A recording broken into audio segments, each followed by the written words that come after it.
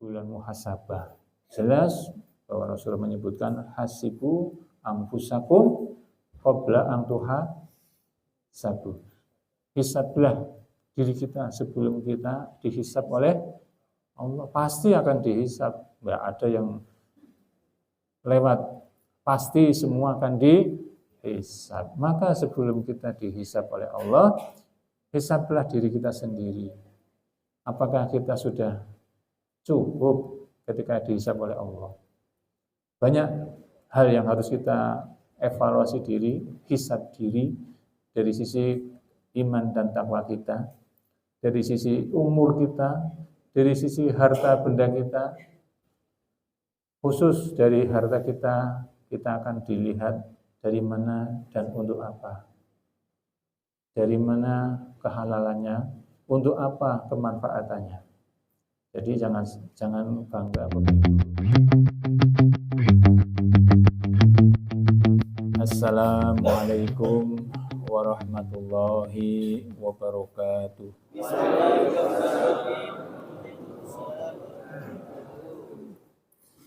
Alhamdulillahi rabbil alamin wa bihi nasta'inu ala umuri dunya waddin wa ala alihi wa sahbihi ajma'in. Asyhadu an la ilaha illallah wahdahu la syarikalah wa asyhadu anna Muhammadan abduhu wa rasuluhu la nabiyya wa la rasula ba'dah, amma ba'du. Bapak Ibu jemaah pengajian rutin Sabtu pagi, rahimakumullah. Marilah yang pertama dan utama kita panjatkan puji syukur kita kehadirat Allah Subhanahu wa taala, karena atas limpah nikmat karunia-Nya, alhamdulillah pada pagi hari ini kita masih diberikan kesempatan untuk bernapas lega kembali, bisa merasakan nikmatnya hidup kembali setelah tadi malam kita dimatikan sesaat begitu. Alhamdulillah kita masih diberikan karunia Allah sehingga dapat melaksanakan rutinitas kita pengajian Sabtu pagi di PWM ini. Mudah-mudahan kesempatan yang Allah berikan ini bisa kita manfaatkan dengan sebaik-baiknya dan bisa menambah amal ibadah kita di bulan Ramadan ini, dan tentu kita berharap akan mendapatkan ridhonya Allah Subhanahu wa taala. Amin, amin ya rabbal alamin. Salawat dan salam kita sampaikan kepada junjungan kita, uswah kita, Nabiullah Muhammad sallallahu alaihi wasallam, sampai pada keluarganya, para sahabatnya, pengikutnya, dan mudah-mudahan kita jemaah pengajian Sabtu pagi ini termasuk jemaah yang istiqomah menyuburkan sunnah-sunnahnya, dan insyaallah kita harapkan syafaatnya melalui Rasulullah sallallahu alaihi wasallam. Amin ya rabbal alamin. Bapak Ibu sekalian yang hormati, matur nuwun atas kesempatannya dari Majelis Tabligh ya. Majelis Tabligh Pimpinan Wilayah Muhammadiyah dari Jakarta untuk bisa bersilaturahim di hadapan Bapak Ibu yang luar biasa di usia-usia yang senja begitu ya, masih semangat untuk menggapai ilmunya, untuk menggapai bekal-bekalnya, sangu ya Pak Bu ya. Sangu teng pundi Pak Bu? Sangu teng akhirat ya Pak Ibu ya. Karena semakin banyak usia yang harus kita bawa, maka semakin banyak yang harus kita bekalnya pertanggungjawabkan gitu ya. Kalau kita menganalogikan perjalanan kita Bapak Ibu, kita mau berjalan dari Jogja mau ke Kulon Progo, dengan dari Jogja mau ke Jakarta, bekalnya sama mboten Pak Bu? Benten ya, bekal fisiknya benten, bekal materinya ya benten. Niki kalau kita perjalanan kita itu sampai di usia sampai 80 tahun, ya perjalanannya kita bekalnya harus banyak dibanding dengan perjalanan yang hanya 30 tahun begitu ya. Bapak-bapak, ibu-ibu sudah terlanjur dikasih usia pinten Bu, Pak? Banyak gitu. Berarti bekalnya kita cekap mboten, Bro. Bekalnya harus banyak ini Pak Bu, karena ya tadi perjalanan kita panjang semakin panjang perjalanannya, maka semakin banyak bekal yang harus dibawa. Karena pada dasarnya sesungguhnya perjalanan hidup kita ini adalah perjalanan pulang, Pak Bu. Pulang tembundi, Pak Bu. Pulang di kampung halaman kita. Di mana, Pak Bu? Kauman, Surunatan. Kita perjalanan pulang ini, Pak Bu. Dari dulu kita dilahirkan oleh rahim ibu kita. Ceprot di dunia, berjalan terus. Ini perjalanan pulang kita itu. Menuju ke kampung akhir hayat kita. Kampung akhir hayat kita di mana, Pak Bu? Kampung halaman kita itu di surga. Jadi jelek-jelek ngeten niki nggih makhluk manusia makhluk surgawi lho niki.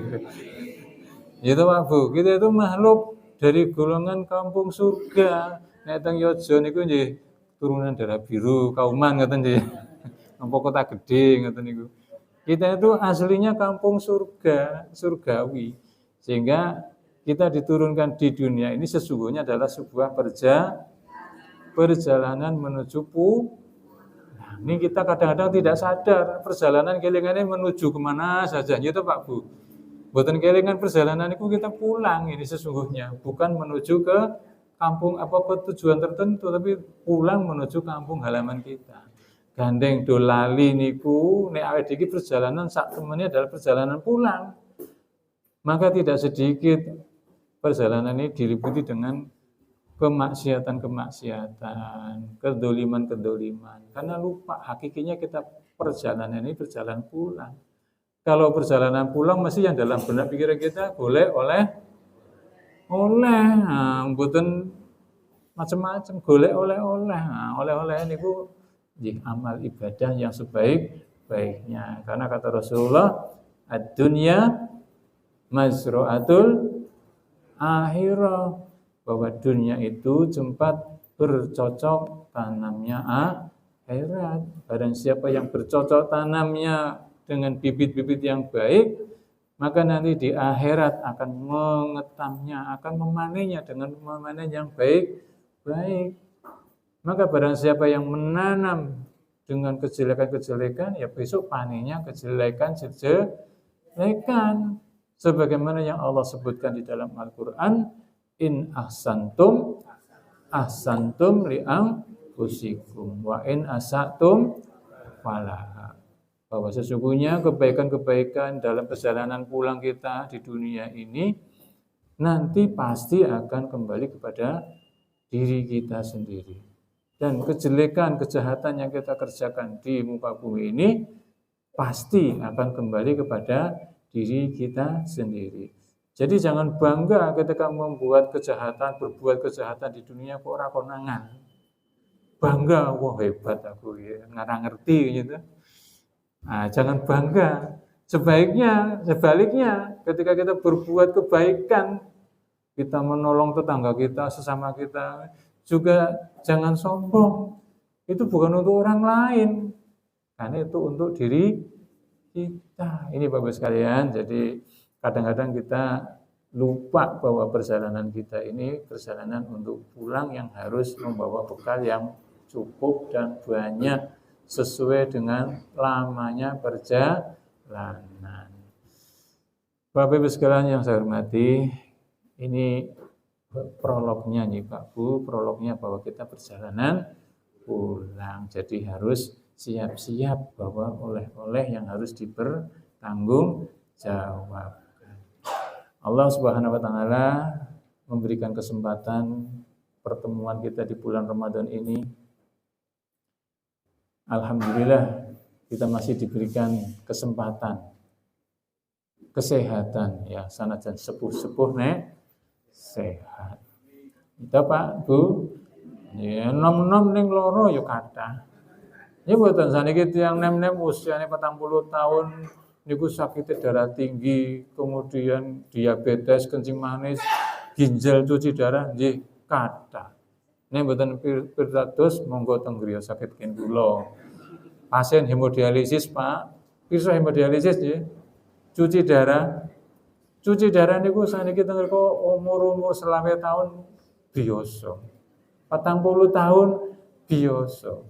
Sehingga panjenengan sing pun 70 tahun minggah kok boten nyambahi rumah sakit niku Masya Allah, ini nikmat yang luar biasa. Nah, ini kita harus memanfaatkan nikmat ini, jangan sampai melalaikan, melupakan. Sebagaimana yang Rasulullah SAW mengingatkan kepada kita, nikmatani mahbunun fihima katsiran minan nas. Napa niku, Pak? Ribun, Pak? Ya, dua kenikmatan yang Masya Allah, wah, luar biasa. Iya, iya. Nikmatani dua nikmat, nikmatani dua nikmat, mahbunun sering dilupakan oleh sebagian besar manusia di dalamnya itu. Napa niku, Pak? As-sehat wal faragh. Jadi as-sehat-sehat dan sempat. Ini luar biasa. Bapak-bapak, ibu-ibu yang di usia senja ini dibandingkan kesehatan, kesempatan, kersa rawuh hadir di mriki niki yang rutin ini luar biasa. Karena insya Allah langkah kaki bapak ibu saking dalam dumugi riki niatannya adalah tholabul ilmi. Itu nanti nilainya luar biasa, Pak Bu. Karena fadilah mencari ilmu itu pahalanya luar biasa. Apalagi dikerjakan di bulan Ramadan yang kata Rasulullah dilipat gandakan pahalanya. Amalan-amalan sunnah yang dikerjakan di bulan Ramadan seperti amalan fardu dilipat gandakan, bahkan bisa sampai katanya 700 kali lipat sebagaimana yang termaktub dalam Al-Qur'an. Dan untuk puasa sendiri, kata Allah, aku sendiri yang akan memberikan hadiahnya ini. Yang tahu aku sendiri, ini kan luar biasa. Nah ini Bapak Ibu sekalian, alhamdulillah, dua nikmat yang diberikan panjenengan semua, panjenengan istiqomah mengawal amanah ini untuk kemaslahatan, kebaikan-kebaikan, mencari fadilah-fadilah di dalam dunia ini.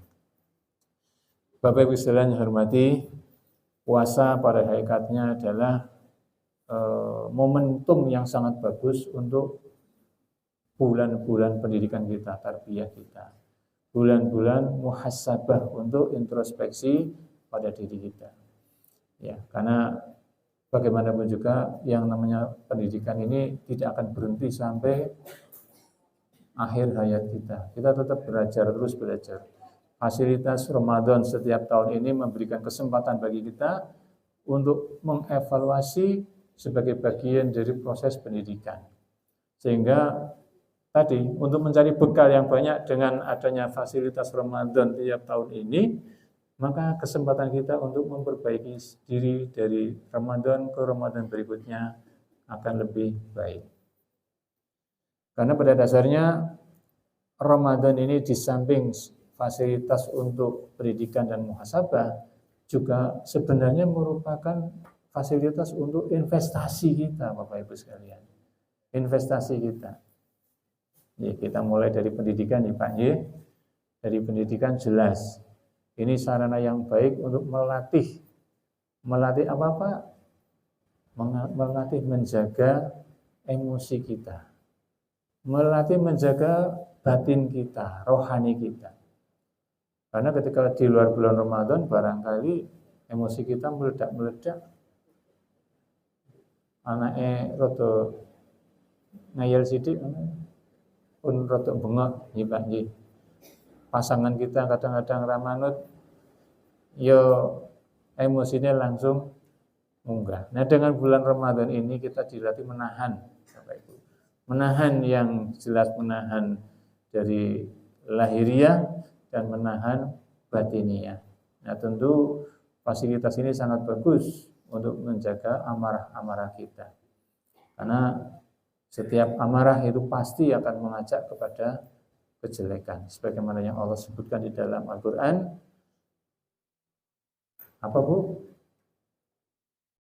Innan nafsa la'ammaratum bisu'i illa ma rahimah rabbi. Bahwa amarah hawa nafsu kita itu biasanya akan sebagian besar mengajak kepada kejelekan. Sehingga kesempatan di Ramadan ini kesempatan untuk melatih menjaga emosional kita.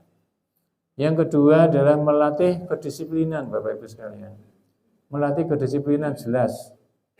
Dari pola hidup kita makan jelas, disiplin. Yang di luar Ramadan panjenengan dahar jam sekawan itu mboten nate nggih Pak. Kecuali yang biasa puasa sunnah Senin Kemis atau Daud atau Yaumul Bid.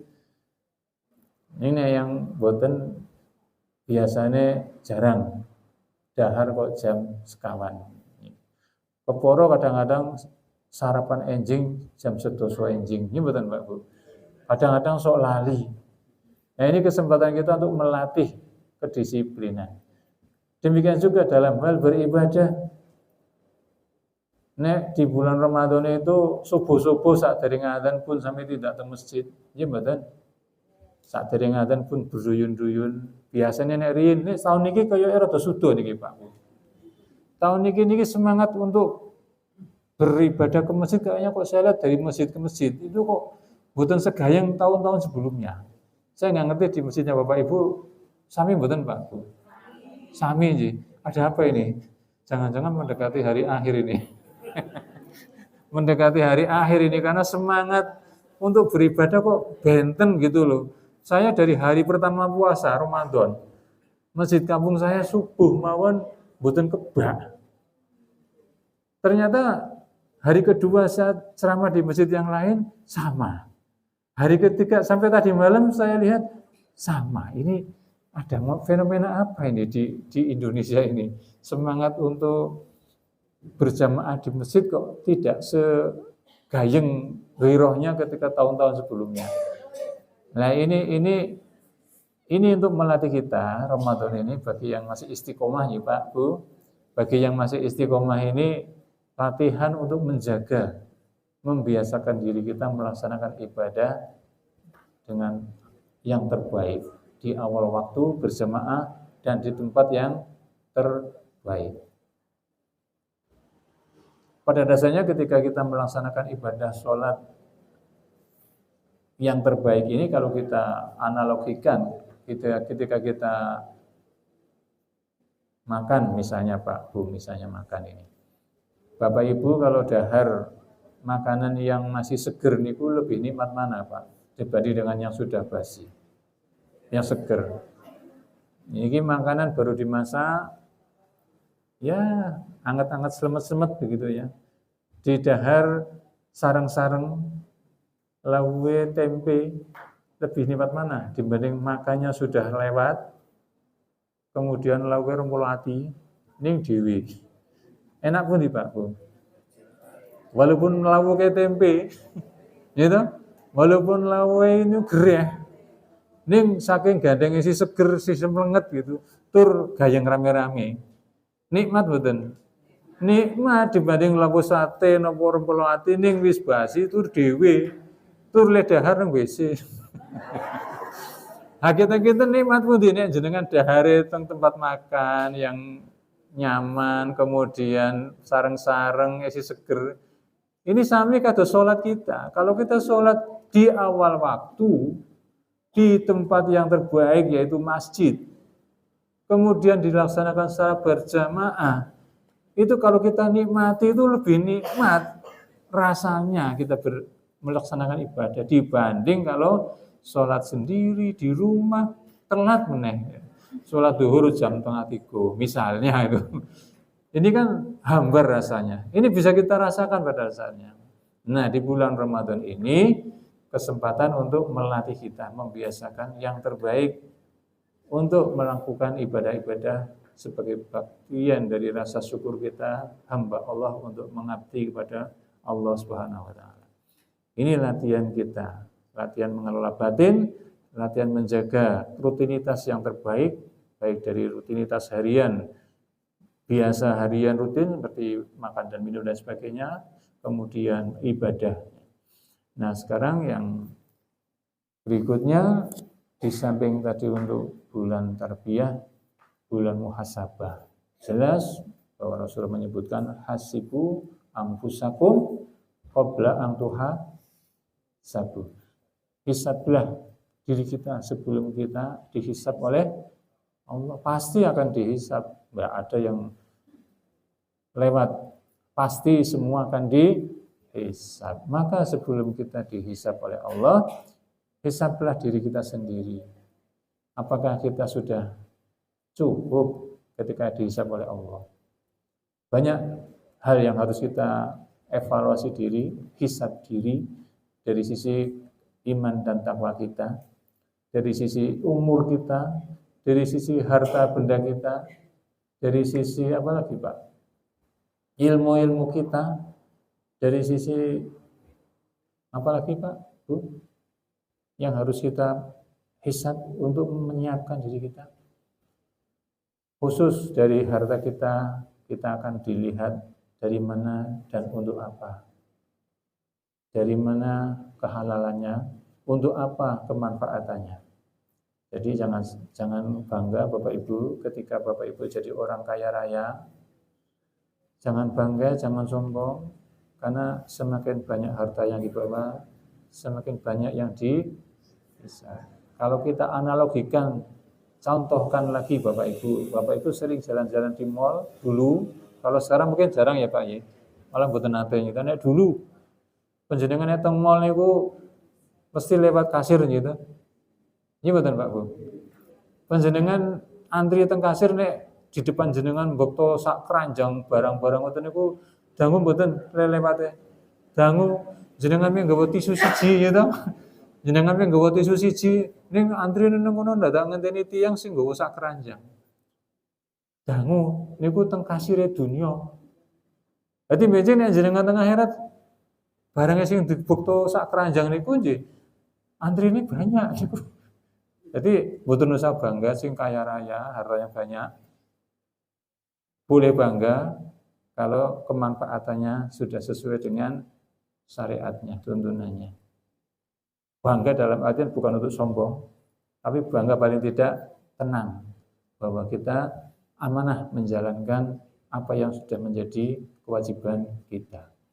Jadi ingat, harta banyak, kita ingat ketika antri di kasir. Ya bunyi. Jadi eling, wah iki nek duwe harta barangku bondoku banyak iki supaya nang kasire bisa lancar. Serut. Harus diseleksi betul harta kita. Dari mananya, untuk apanya. Jangan sampai gara-gara dari mananya enggak beres, nang sensor nang komputer niku dadi ora lancar-lancar mejen niku. Semakin mejen tambah bingung mboten? Bingung suwi, ge tambah kesel. Sing kasire gege malah tambah bingung, iki kok ora metu-metu. Nah, gara-gara barangnya barang haram. Misalnya ini. Belum lagi nanti kemanfaatannya. Jadi bagi yang kaya raya jangan menjadi sombong, tapi hati-hatilah. Bagi yang tidak punya jangan rendah hati. Jangan kok rendah hati. Jangan cilik hati apa sering iki. Jangan kecil hati. Jangan kecil hati, jangan minder. Gue ngeyem-ngeyem, so aku nek dihisab cepet. Iya betul Pak Bu. Ada hisab sih, orang sing dihisab kok. Teko ingin pakai piro 1000. Wah wis gede banget dong duitku ming 2000. Iya betul. Ini nek pakai 1 miliar, sithik wong jumlahnya triliunan. Ngoten lho. Jadi bagi yang tidak punya jangan kecil hati. Kita harus tetap bangga dengan diri kita. Kemudian bulan investasi. Di bulan Ramadan adalah bulan investasi. Investasi ini bisa investasi duniawiyah, investasi ukhrawiyah.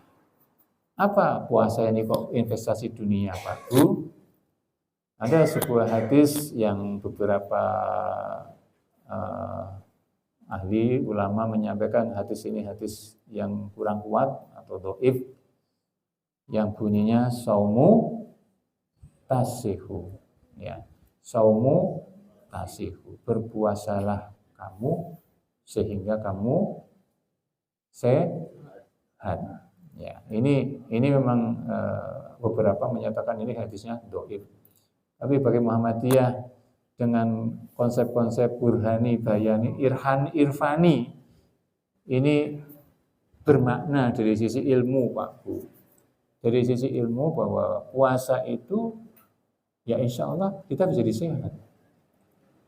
Apa buktinya sehat Bapak Ibu? Kok puasa bisa menjadi sehat? Bapak Ibu mungkin dulu pernah melihat, mendengar dulu zaman beberapa tahun yang lalu di televisi sering ada iklan. Iklannya biasanya yang muncul Bang Deddy Miswar. Terus betul Pak Bu? Iklan apa Pak? Iklan Promah. Gitu? Apa bunyinya? Puasa hampir tiba. Gitu ya Pak?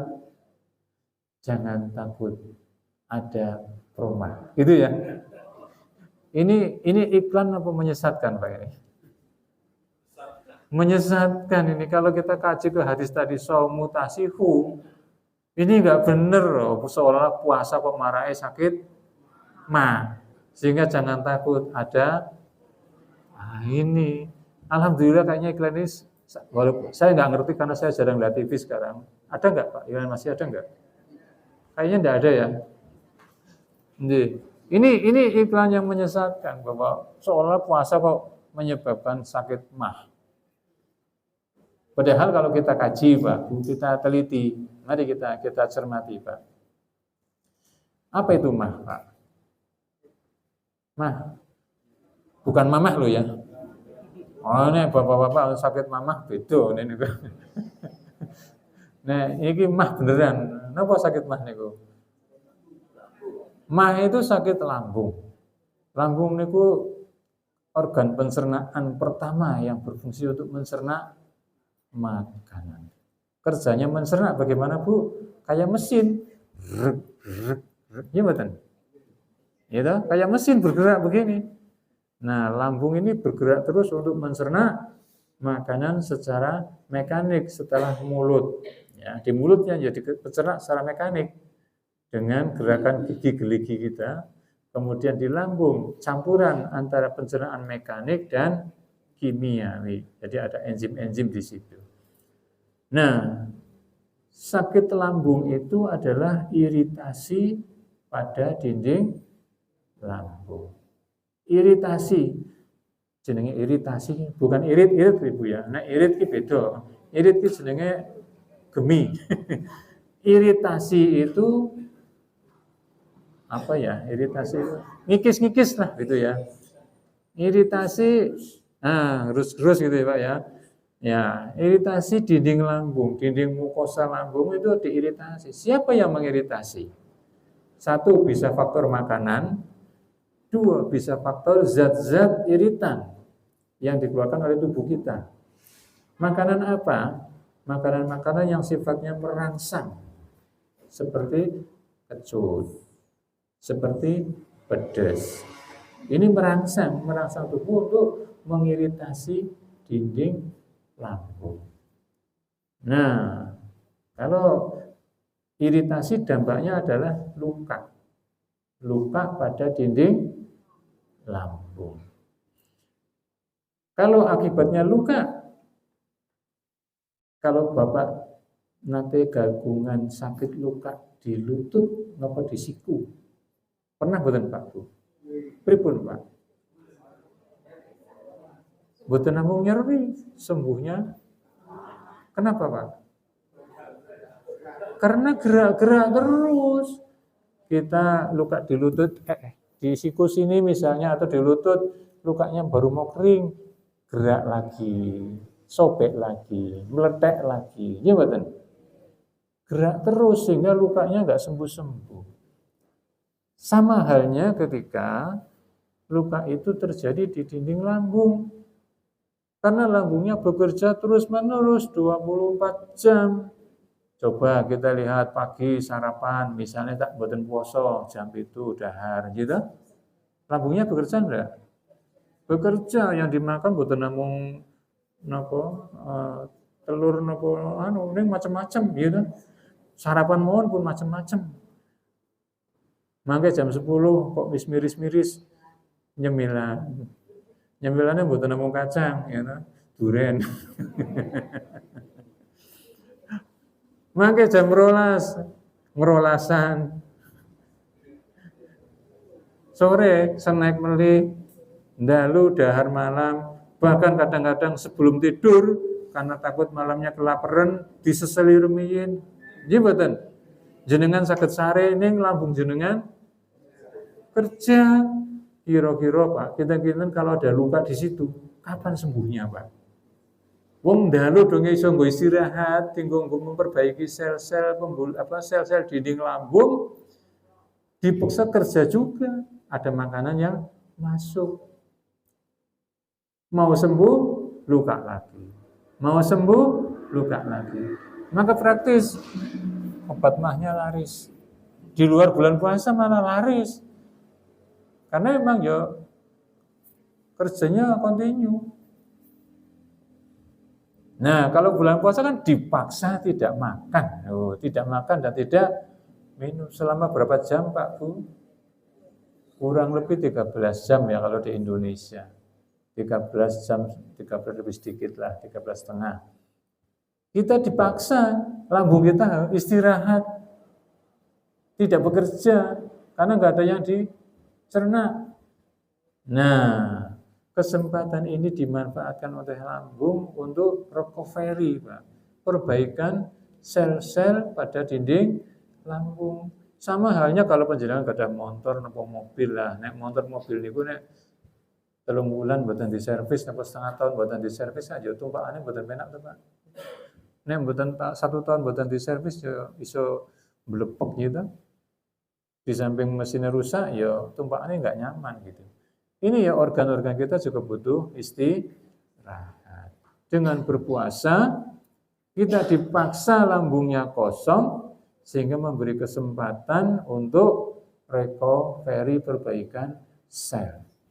Nah pertanyaannya sekarang, kalau lambungnya kosong kan nanti juga mahnya kumat Pak Dokter, nggak tahu Pak Bu. Leres kan? Nah disinilah hebatnya puasa Bu. Karena dengan puasa ini, insya Allah batin kita dekat pada Allah. Betul betul. Rohani kita itu dekat pada Allah. Zikrullahnya kita lebih sering. Betul enggak? Kata Allah di dalam Al-Quran kan, alladzina amanu tatma'innu qulubuhum bizikrillah. Ala bizikrillahi. Nah, Bapak Ibu sudah pirsa. Dengan berpuasa kita ingat pada Allah, selalu zikir pada Allah, hati kita nyaman, hati kita tenang. Ternyata ketenangan hati kita itu mempengaruhi batin kita. Apa dampaknya terhadap fisik? Dengan ketenangan batin kita, emosionalnya kita tadi terkendali, tidak mudah marah, nyaman. Ternyata kenyamanan hati ini itu membuat zat-zat yang bersifat inflamatori itu produksinya berkurang, Pak. Inflamatori itu peradangan. Zat-zat yang bisa menyebabkan radang, itu dengan ketenangan batin kita itu produksinya kurang. Sebaliknya ketika kita cemas, mudah stres, emosi, itu mudah memproduksi zat-zat inflamatori atau zat-zat yang menyebabkan peradangan. Penelitian menunjukkan 51%, Pak. Loh coba. 51% orang yang punya kadar kecemasannya tinggi, stresnya tinggi, itu produksi zat-zat yang menyebabkan inflamatori itu naik tinggi. Dan 51% itu terjadi iritasi atau kerusakan pada dinding lambung. Yang kedua, dengan ketenangan ini ternyata produksi asam lambung yang merupakan zat iritan juga. Karena asam kan bersifat kecut ya. Asam kan bersifat ya kayak kecut-kecutan lah begitu ya. Ini juga mampu mengiritasi lambung. Nah ternyata dengan bekal ketenangan jiwa kita, batin kita, dengan zikir kita, maka potensi mengiritasi dinding lambungnya juga jadi berkurang. Jadi kosongnya lambung dengan suasana hati yang nyaman, tenang ini tidak potensi untuk menyebabkan produksi asam lambung maupun zat inflamatorinya tinggi. Sehingga resiko terjadinya melukai dinding lambungnya juga berkurang. kurang. Ini kan luar biasa, betul betul Pak Bu? Luar biasa. Sehingga saumu tasihu yang katanya hadisnya tadi dhaif secara ilmu, ini secara bayani menurut Muhammadiyah ini benar gitu loh. Benar bahwa insya Allah dengan puasa ini justru sakit mah itu bisa sembuh panjenengan itu. Dengan catatan kita harus yakin. Kita harus yakin. Karena kata Allah di dalam hadis qudsi yang di hadis qudsi itu kan isi kandungannya dari Allah ya. Yang disampaikan oleh Rasulullah itu ngendika anna inda dzanna abdi bi. Saya kata Allah ini bersama prasangka hambanya. Jadi kalau kita yakin, insya Allah yakin puasa itu bukan tambah sakit tapi tambah sehat, menyehatkan. Paling tidak sakit mah kita bisa hilang. Yang kedua, kagungan sakit diabetes betul Pak Bu. Biasanya pun bapak-bapak ibu-ibu ngeten iki nggih langganan gitu. Pokoknya kata simbah-simbah bapak ibu usia senja ini penyakitnya ya mboten diabetes, darah tinggi, jantung ya Pak Bu. Ini diabetes ini ternyata dengan Ramadan ini mampu mengendalikan kadar gula darahnya tanpa obat. Lho coba.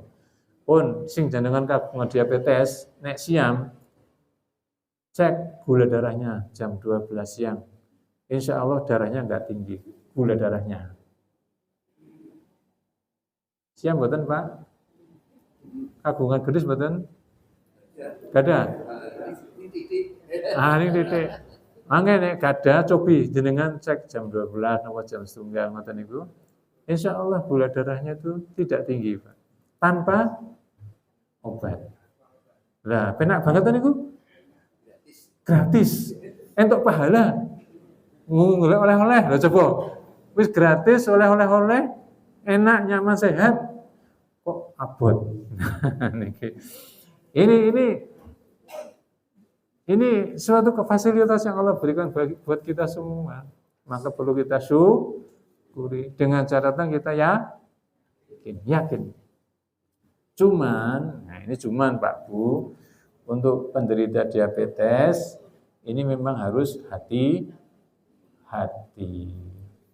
Bukan berarti tidak boleh berpuasa.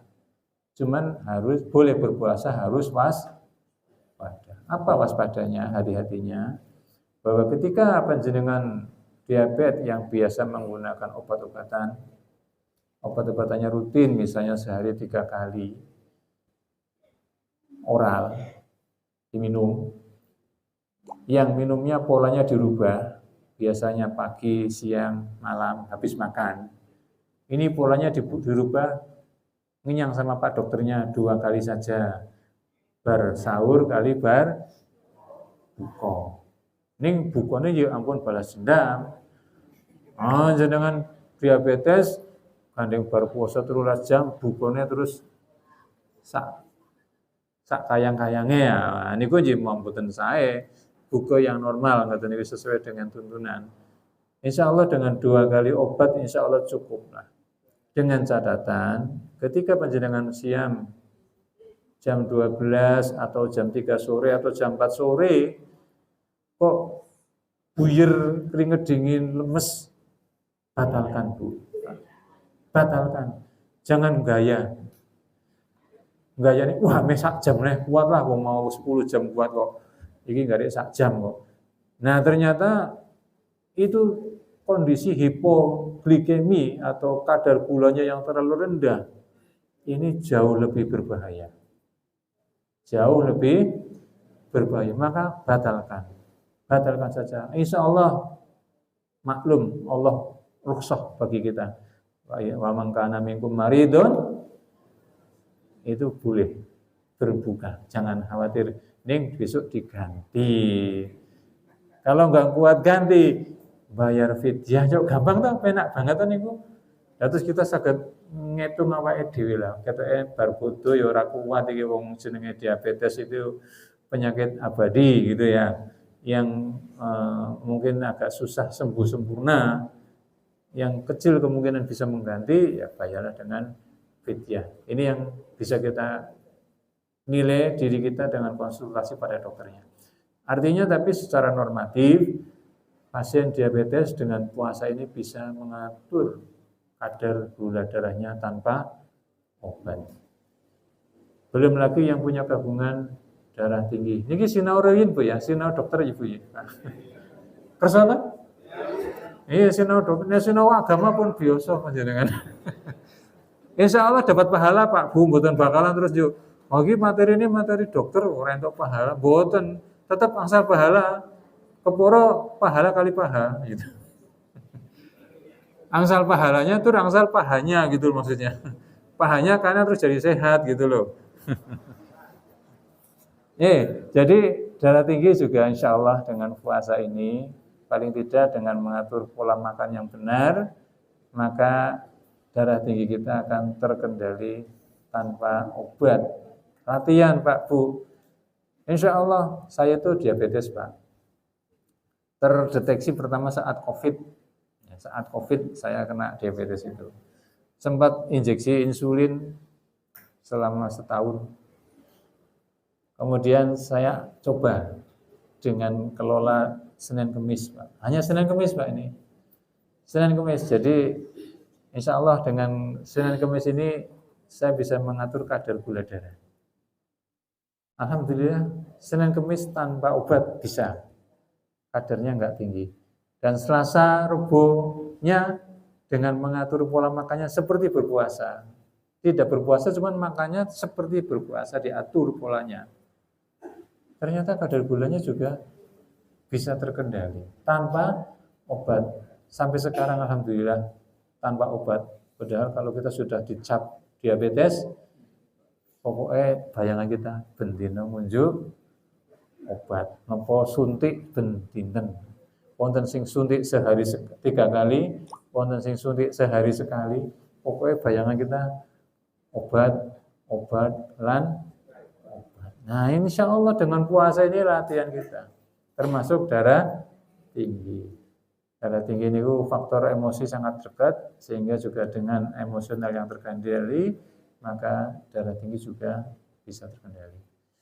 Jemaah sekalian yang hormati Pak Ibu, belum lagi fadilah-fadilah di dalamnya Pak Bu. Ketika tuntunan mengajarkan sahur jam pinten? Setengah 4, jam 4 ya Pak ya, jam setengah 4, jam 4. Paling tidak kan panjenengan wungu paling buatan jam 3, setengah 3 gitu Pak Bu. Itu ternyata hikmahnya menapa Pak Bu? Menurut teori di kedokteran, perjalanan denyut jantung kita, kagungan denyut jantung ya. Aneh buatan denyut jantung dengan pun di umum kayak gitu. Denyut jantung kita itu secara ilmu teori kedokteran ada hukum yang namanya hukum irama sirkadian. Irama apa? Irama sirkadian. Irama sirkadian itu irama yang fluktuatif, naik turun, naik turun, naik turun nadinya, termasuk tekanan darahnya. Nah, penelitian menunjukkan bahwa denyut nadi terendah, tekanan darah terendah itu pada posisi saat kita tidur pulas. Kalau tidur pulas ya paling-paling ya jam-jam 12, jam 1 enggak dalu niku tuh. Jam 12, jam 1, jam 2 dalu itu kan tidur pulas-pulasnya. Itu menurut penelitian dikatakan tekanan darahnya terendah, nadinya terendah. Dan ternyata ini saya pernah membuktikan Bapak Ibu ketika saya jadi pasien isolasi COVID. Saya pernah mendekam di ICU, Pak. ICU-nya Sarjito yang dalam saat itu saya berpikiran umurku ngarek seminggu meneh. Karena seminggu sebelumnya teman sejawat saya, dokter bedah PKU Gamping dan Jogja, yang namanya Dokter Nurul Jakin, pirsa nggih Pak, nggih denger nggih. Dokter pertama yang meninggal karena COVID, kedua kalau nggak salah se-Indonesia. Itu seminggu sebelumnya di tempat yang sama di Sarjito, mondok di situ. masuknya normal biasa. Awalnya di RSA, di bangsal biasa. Ternyata dalam waktu 3 hari langsung turun drop, pindah ke Sarjito di ICU. 3 hari nggak ketutupan, Pak. Kaget nih, itu COVID. Nah, seminggu kemudian saya terdetek COVID. Dan saya dirayu oleh ketua BPH saya, Dr. Agus Taufikur Rahman. Saya tadinya nggak mau dirujuk ke Sarjito, saya nggak mau di CT scan. Dokter nih ya, sok tewu gitu ya. Dr. Agus Taufik bilang, Mas, jenengan saniki sanes dokter, jenengan saniki sanes direktur, saiki jenengan iki pasien, kudu manut dokter sing rawat jenengan. Niki dokter sing rawat jenengan nyarankan jenengan itu kan CT scan. Pun CT scan. Siap, Ustaz. Saya CT scan nyupir sendiri, Pak, dari Gamping ke Jogja. Karena di PKU Gamping waktu itu rusak alat CT scan-nya. Nyetir sendiri COVID, Pak, itu. Nyetir sendiri ke CT scan di Jogja, begitu tahu hasilnya, Masya Allah. Luka yang ada di paru-paru punya saya itu lebih jelek dibanding lukanya dokter Jakin. Ngeri betul, Pak, karena saya tahu CT scan-nya dokter Jakin gitu loh. Langsung saya tuh hancur lebur saya. Tapi yang kayak gitu saya masih pulang pakai mobil sendiri ke PKU Gamping. Karena nggak boleh disetiri ya, nggak boleh wong saya COVID kok. Saya nyetir sendiri sampai masuk ke bangsalnya di PKU Gamping, Dr. Agus telepon, Mas, jenengan pokoknya kudu manut dokter yang rawat. Nggih Ustaz, karena sudah tahu hasilnya saya. Jenengan saniki teng Sarjito. Nggih Ustaz. Pokoknya manut. Saya langsung malam itu ke Sarjito. 1 bulan, 2 minggu saya di Sarjito, Pak. Nah, di saat saya mendekam di ICU itu, alhamdulillah saya manfaatkan, Pak, untuk muhasabah dan untuk membuktikan teori, Pak. Ternyata irama sirkadian itu betul, Pak. Saya foto, ada fotonya, Pak, ini. Jam 2 dini hari itu saya bangun, saya cek nadi saya, Pak. Nadi saya itu hanya 40, Pak. Yang normalnya berapa? 80. Normalnya 80. Nadi saya itu jam 2 itu 40. Sampai karena kegelisahan saya umur tinggal seminggu tadi, saya telepon dokter jantung saya. Dok, nadi saya hanya 80, Dok. Hanya 40, Dok. Tekanan darahnya berapa, Dok? Tekanan darahnya di bawah 100, tinggal 90/45. Insya Allah. Enggak apa-apa, Dok. Yang penting jangan di bawah 40. Masya Allah. Saya akhirnya berinisiatif, Pak. Coba saya gerak-gerakan. Gitu ya, Pak ya. Saya gerak-gerakan. Dengan gerakan seperti ini ternyata naik, Pak. Wah, udah 45. Terus, gerak terus. Daripada saya gerak-gerak mubazir saya. Turun ke kamar mandi. Wudu. Sholat. Jadi 60, Pak. Luar biasa, betul. Ini tuntunan, Pak. Ini tuntunan. Sholat, gerakan kita, ternyata mampu meningkatkan tekanan darah kita, nadi kita. Yang tadinya 40, naik jadi 60. Luar biasa, Pak, Bu. Tuntunan Islam. Manfaat buatan tinggal awake dhewe teng dunia. Manfaat. Manfaatnya lain menapa, Pak, Bu? Menapi tekanan darah nadi yang 40 tadi dipertahankan lama. Napa resikonipun? Panjenengan nate nyirami nyuwun sewu jam 7 anu segede mboten napa-napa nggih. Nggih. Oh, 7/4 nggih. Jadi ketika panjenengan nyirami tanaman niku ngagem selang, Pak nggih. Ngagem selang niku toyonipun nek buanter saking inggil torenannya itu buanter serot kinten-kinten kandungan yang ada di dalam air itu keluar semua enggak? Keluar semua. Tetapi ketika jaluarnya indir. Kinten-kinten kandungan airnya jenengan banyak mengandung kaporit. Kira-kira lho Pak niki, kaporitnya mampir mboten? Mampir teng pundi? Di selang ngumpul di bawah. Nggih mboten? Ngumpul di bawah sehingga ketika selesai, nang isor selang banyak putih-putihnya, ya betul. Nah, kalau selang ini kita analogikan itu kita samakan dengan pembuluh darah kita. Pembuluh darah kan kayak selang tuh Pak. Nah, pembuluh darah kados panjenengan usia senja menika, pembuluh darahnya sudah kaku, tidak elastik lagi seperti saya ya bisa lansia deh. Kayak anak-anak kita yang di usianya di bawah 30 tahun masih elastis begitu ya. Kita pembuluh darah sudah kaku. Sudah kaku, ditambah alirannya lambat, di dalamnya kandungan darahnya banyak mengandung kolesterol, lemak, kira-kira lho Pak niki. Lemaknya mampir mboten teng dinding pembuluh darah. Mampir Pak. Mampir teng dinding pembuluh darah, sedina mampir siji. Sedina mampir siji. Kita nek bendina ngoten niku kolesterol yang nempel di pembuluh darah niku banyak mboten? Akibatnya apa? Sumbatan pembuluh darah, penyakit arteriosklerosis, banyak plak-plak kolesterol yang nempel di dinding pembuluh darah akibat aliran darah yang lambat. Potensi terjadinya sumbatan lebih besar. Kalau sumbatannya di pembuluh darah jantung, panjenengan tiba-tiba terjadi serangan jantung. Jadi orang tidur bablas, tahu-taunya meninggal. Innalillahi, karena sumbatan di jantung, pembuluh darahnya tersumbat. Akibat aliran darah yang lambat. Akibat jam loro kok ora tangi, lha niku. Enak banget niku. Nek pembuluh darah yang tersumbat di pembuluh darah otak terjadi stroke. Nah, stroke ya Pak ya, nek stroke nak minuman itu. Terjadi stroke Pak.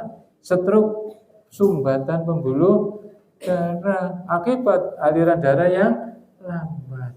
Wis aliran darah yang lambat, kandungan kolesterolnya tinggi, maka potensi terjadi nempelan pada dinding pembuluh darah. Islam menuntunkan bangun. Ning sing semono kok ya mboten sami doremen. Lah niku lho. Saniki Bapak Ibu sing ngriki sawu ndulu salat tarawih jam 2 dalu sinten acung? Ada? Salat tarawih jam pinten Pak? Jenengan ditawari nikmat yang luar biasa mawon. Ning kan saniki usume jam barisa tepat dokter ya ta Pak Bu. Syiar Islam. Ya mboten napa-napa. Ning dalu tangi ya salat mboten napa-napa, ya to? Ning salat mboten. Gandeng sampun tarawih. Lajeng wungu ya mboten. Lah niki lho. Niki kan sebenarnya manfaatnya kathah tinggi kesehatan kita. Nah, sehingga mari Bapak Ibu sekalian, kita kerjakanlah apa yang menjadi tuntunan Islam ini luar biasa. Investasi dunia, akhiratnya nanti belum ini. Investasi akhirat itu belum, ini baru duniawi yang saya ceritakan ini. Nikmat sehat kok. Gitu.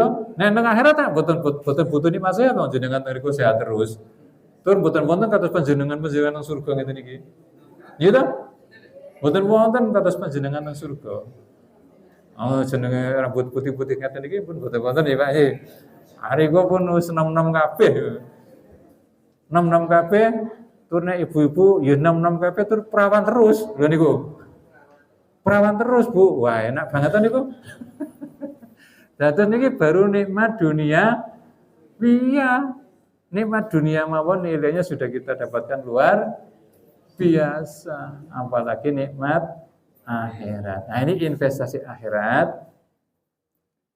Yang kesehatan sampun cekap ya. Ada pertanyaannya kesehatan? Oh monggo, sebelum sampai nikmat akhirat. Monggo, Pak. Satu dulu, Pak. Depan dulu. Monggo. Awal dikatakan jamaah berkurang. Nggih. Mana-mana. Nggih. masih mengkhawatirkan COVID. Gimana dokter ini masa COVID ini masih berpotensi nggak ya kira-kira? Ngoten niku. Masker dan tidak ini masih ragu. Nggih. Iya.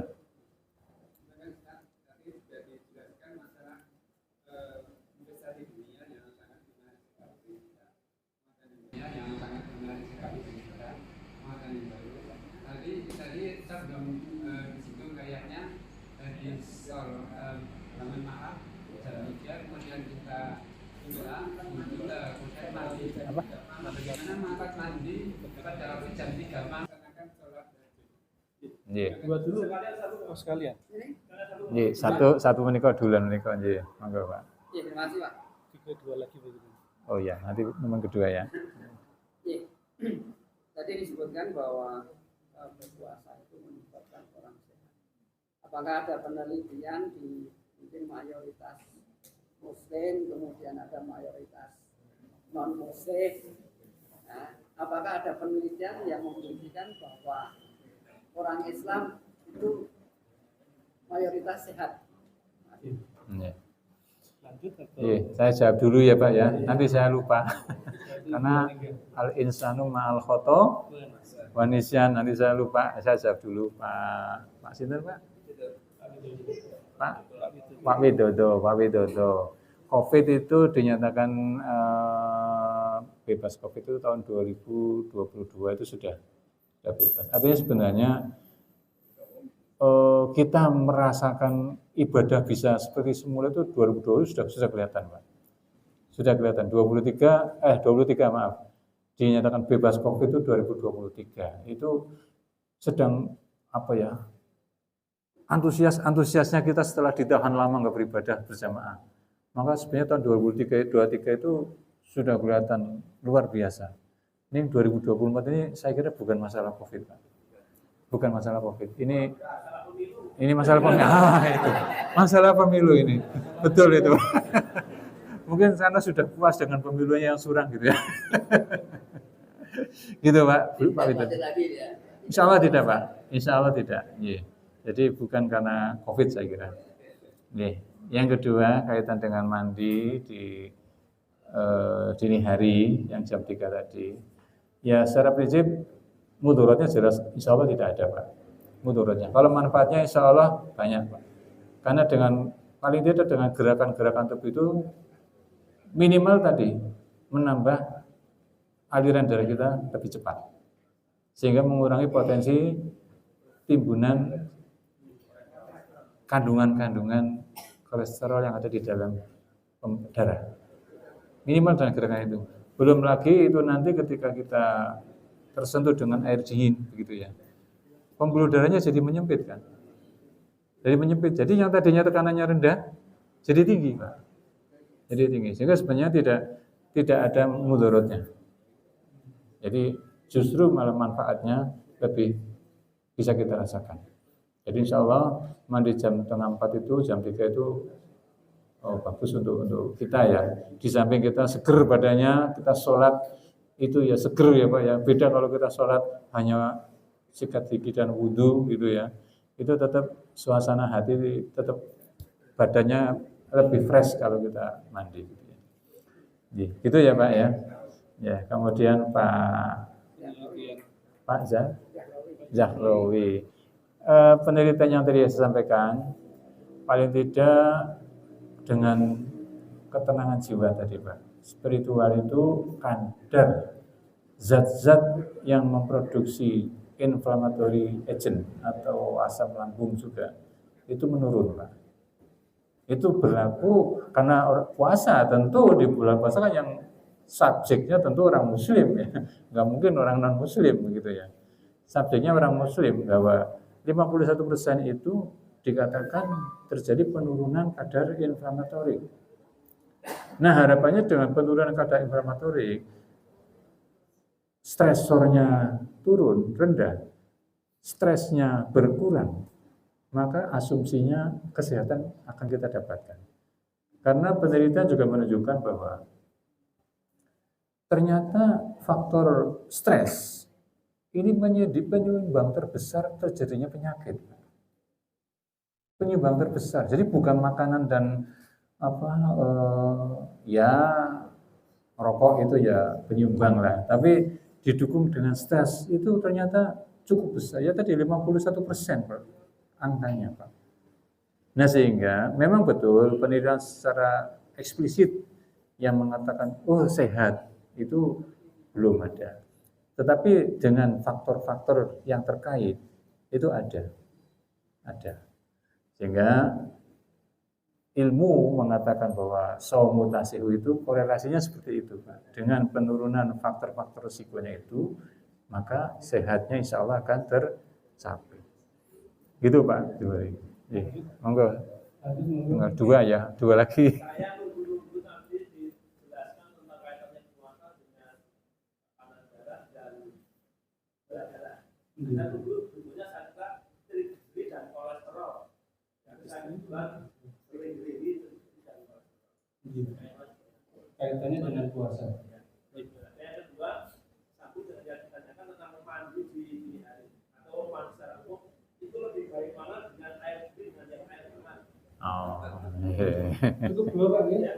iya. Satu lagi apa?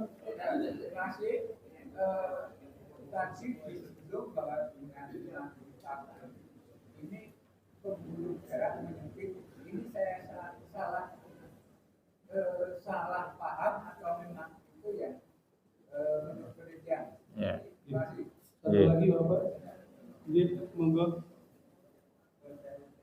Jadi dokter menunjukkan kalau untuk menambah denyut jantung kecepatan itu dengan berat ya. Ya. Tapi dalam COVID itu berat sedikit itu saturasinya menurun saja Pak. Jadi kata dokter lebih bahaya. Kemudian satu lagi pertanyaan tadi dokter menyarankan sholat jam 3 ya. Tapi kemarin Sabtu kemarin Ustaz mengatakan harus jam sampai jam nggak usah sholat pagi itu. Satu sholat ya. Iya. Monggo dokter. Matur nuwun. Kolesterol, trigliserid tentu berhubungan dengan makanan, Pak. Kandungan makanan yang kita konsumsi, Pak. Jadi memang kalau gula diabetes itu kan pengaturan pola makan karena selama 13,5 jam kita berkurang mesti konsumsinya gitu ya. Sehingga kadar gulanya pasti akan berkurang. Nasi yang kita makan akan hasilnya kan gula, Pak. Gitu. Jadi gula itu bukan hanya dari minuman manis, buah-buahnya manis, tapi nasi, kentang. Ini nanti hasil akhirnya adalah glukosa. Kadar gula. Jadi dengan puasa, insya Allah karena tadi pembatasan kita konsumsi, maka kadarnya akan berkurang. Demikian juga dengan kolesterol, Pak. Kolesterol trigliserid itu kalau kadar konsumsi kita berkurang ya tentu harapannya akan berkurang. Tapi ini saya belum bisa memastikan, meyakinkan bahwa kolesterolnya akan turun, Pak. Saya belum tahu kalau itu, Pak. Karena banyak faktor untuk yang mempengaruhi kadar kolesterol ini. Bukan hanya dari intake yang kita makan. Tapi kalau gula itu jelas, Pak. Ketika kita banyak makan konsumsinya gula, maka insulinnya akan naik. Ketika insulinnya naik masih mampu kita atasi, maka kadar gulanya tidak akan naik. Tapi ketika insulinnya terganggu, sehingga butuh bantuan insulin dari luar, ini baru bisa diturunkan. Ya, jadi kalau kolesterol memang saya belum tahu persis apakah puasa ini bisa menurunkan kadar kolesterol dan trigliseridnya. Karena ternyata teman saya SMP itu bulan puasa baru 3 hari yang lalu. Ternyata kadar kolesterolnya tinggi sekali sampai 350, trigliseridnya sampai 1009. Sehingga ternyata puasa ya masih tinggi gitu ya. Ini ya praktis butuh obat, Pak. Ini praktis butuh obat. Di samping mungkin ya tentu olahraga ya, dengan olahraga paling tidak bisa mendistribusikan lemaknya, Pak. Karena dengan butuh tambahan energi, kebutuhan energi atau kalori, maka cadangan lemak ini bisa dimanfaatkan untuk kalorinya gitu. Gitu ya Pak ya. Sama Pak itu, hampir sama. Kemudian tadi yang menyempit pembuluh darahnya ya. Analogi saya begini Pak, Bapak nate mireng kalau orang yang sedang upacara kena panas pingsan? Mireng Pak ya. Kena panas itu membuat vasodilatasi. Vasodilatasi itu pelebaran pembuluh darah Pak. Sehingga dengan pelebaran pembuluh darah mungkin darah yang didorong ke otak ini berkurang. Karena darahnya melebar itu. Nah, sehingga terjadi kekurangan oksigen sesaat di otak, pingsan. Nah, ketika pingsan rebah, aliran darahnya otomatis ke otaknya tambah, gitu loh. Ketika berdiri kan sedikit yang ke sini. Aliran darahnya banyak ke bawah. Nah, sebaliknya, ketika kita kena dingin, kita kan keriput-keriput Pak ya. Itu pembuluh darahnya karena vasokonstriksi. Vasokonstriksi itu menyempit Pak. Sehingga harapannya dengan pembuluh darah yang menyempit ini mampu mencukupi kebutuhan oksigen nutrisi di jaringan, gitu ya Pak ya. Memang menyempit vasokonstriksi Pak.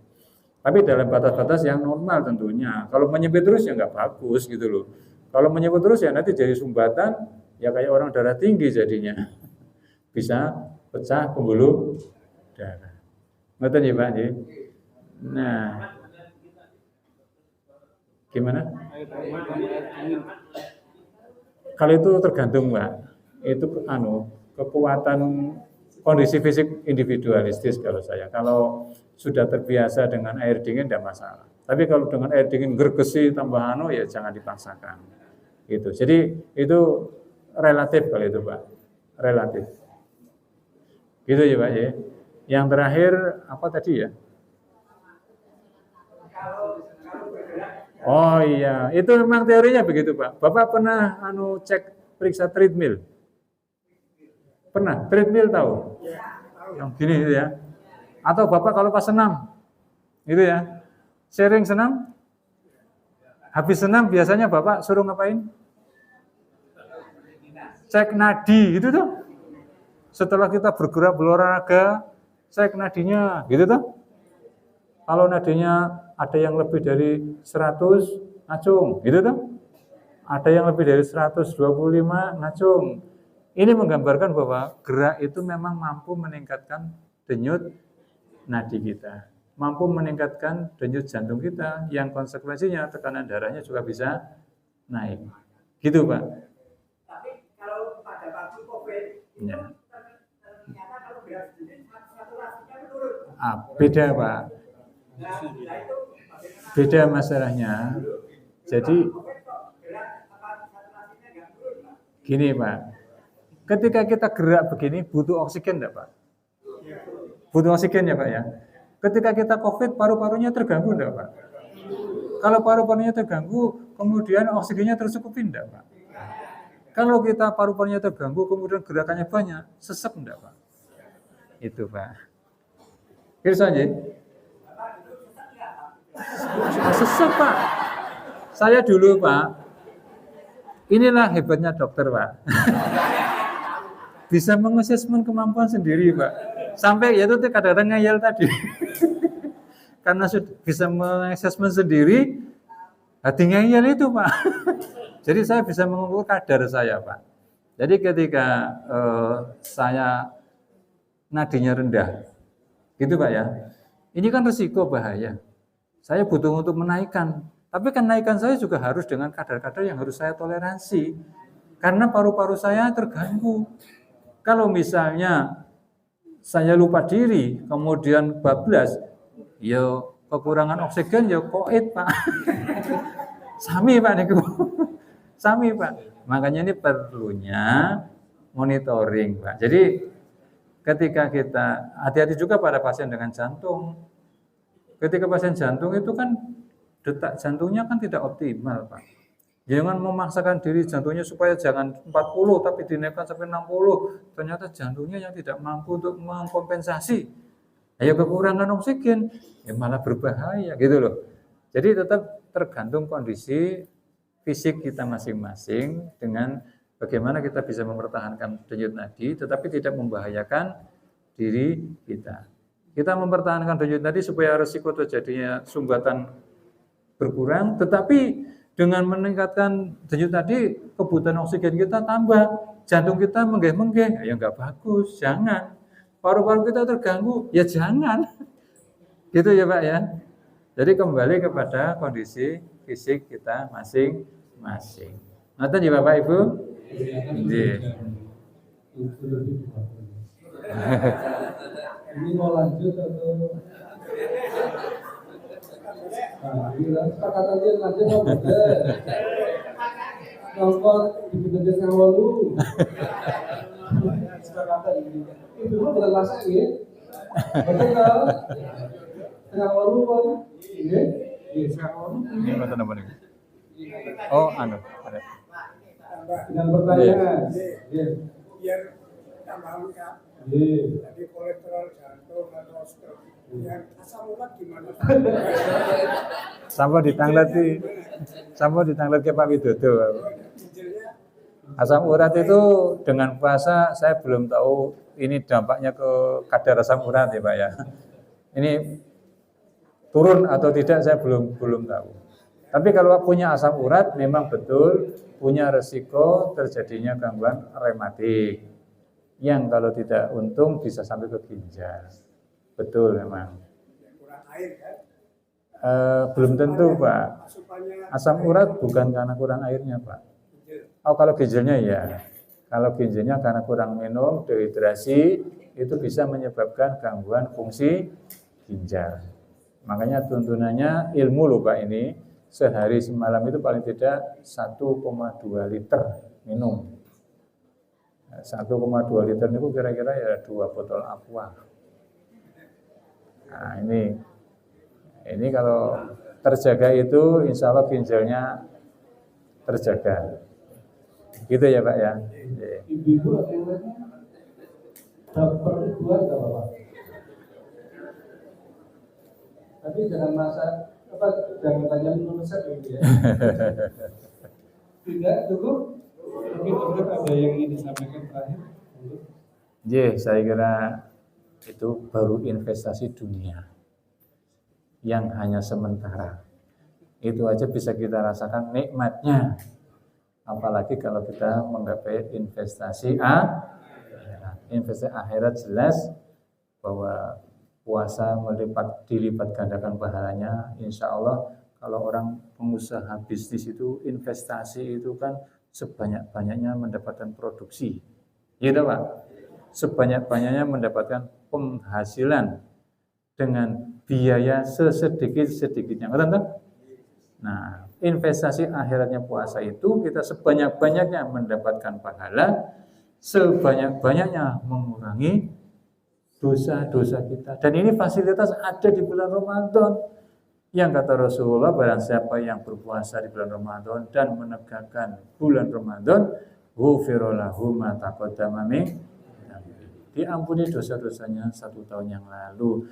Luar biasa, pahalanya kita ditambah, investasinya banyak, dosanya kita berkurang, berarti nanti timbangan kita akan begini Bu ya. Yang kanan lebih tinggi. Amin ya rabbal alamin. Maka jangan puas dengan investasi dunia, tapi kita harus bisa mengikhtiarkan mendapatkan investasi akhirat. Saya kira itu yang dapat saya sampaikan. Mudah-mudahan Allah Subhanahu wa taala memberikan kekuatan kepada kita semua, baik kekuatan fisik kita, kekuatan iman kita, kekuatan takwa kita, dan kesempatan hingga akhir Ramadan.